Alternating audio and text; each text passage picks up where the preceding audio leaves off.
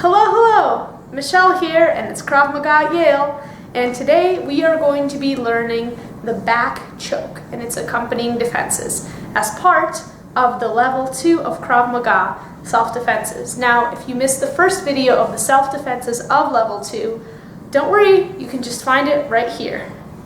Alright, grab some water, warm up. If you go to Yale, please sign in the link in the description, and let's go! Once again, you're going to want the assistance of a friend or family member. Here I have the lovely Isabella, and she is going to be demonstrating the attacker on this back choke. So if you're the attacker, make sure you do as Isabella does. Don't hurt your friends or family, but you might want to challenge them a little bit. And then if you are the defender, you're going to be doing what I am doing. It's time to learn the back choke.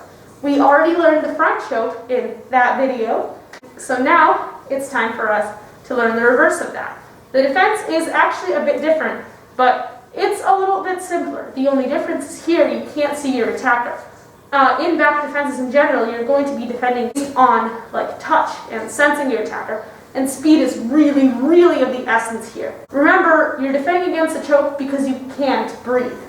I think that's something you always should keep in mind, that first we address the immediate danger, then we violently counterattack, then we look for exits, other attackers, and ways out of there. So, choke is going to look as follows. I'm going to face this way, so you have the best vantage point. But essentially, Isabella puts her hands on my neck.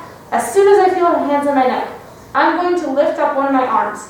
It doesn't actually matter which one. We're going to start with the left arm, because that is the one closest to the camera, and also because I'm a righty, and that'll come into play later. So you want to lift your arm up. Just literally lift it up this way, lift it up this way. It doesn't matter. Just vertically up. And then you're going to pivot to the side of the arm that's up. So my left arm to the left. And then go over here. And then hook your arm around the attacker's arms. Your arm, ideally, would hook around closer to them than their elbow, because that'll give you the most stability. But what you're doing here is you're holding their arms together. Not only can they no longer choke you, they really can't do much of anything else here. So let's do that a little, more swiftly. Like that. This is what it looks like. From here, you really want to make sure that they don't have any other ideas, and they don't just, quickly try to escape. And so what you do is you take your right arm, which is free. This is why I went with my left arm initially. And you could do an uppercut to their ribs. They cannot defend at all. Or you could do a hook around. You could do just like a regular punch. You could do some knees with your legs. It doesn't really matter. My instinct is always just the hook, because I've got my left arm busy, might as well get my right arm busy. And then once you've got a few in there, just push away. Alright? Let's do that all together.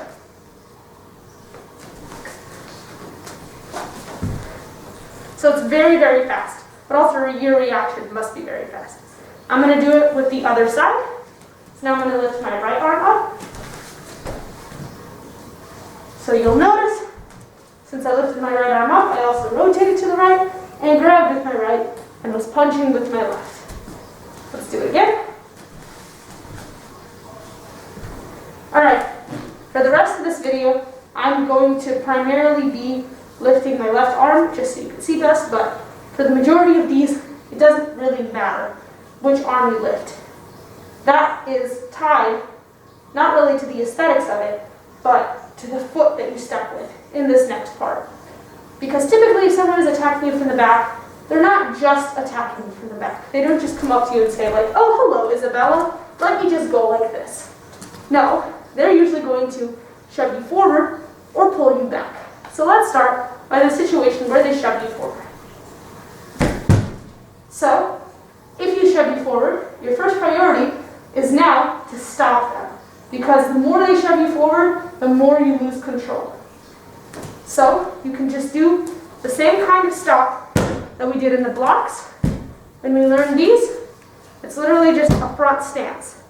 Either with the left or the right, so that was with the block, literally just step and stomp forward. But in this case, the leg that you were stepping with actually kind of matters. So I'm going to step forward with my right,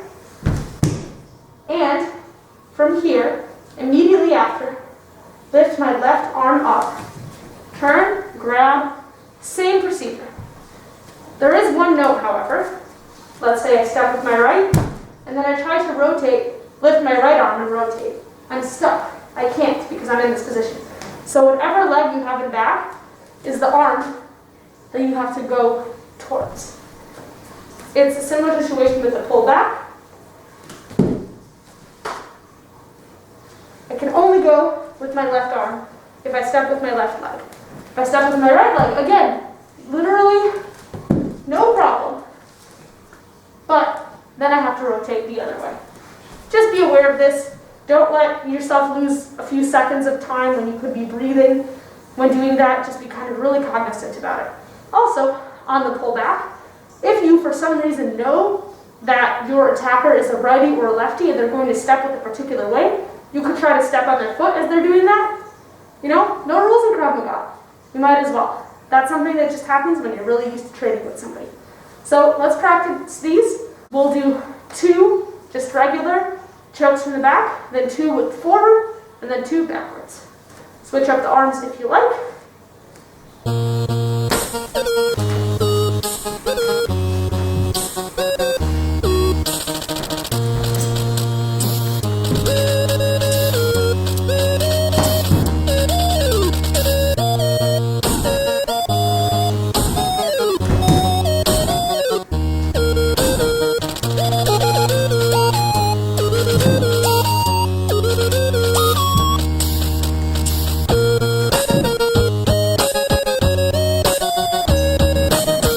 Great work! See you in the next one, but for now, stay safe in every way.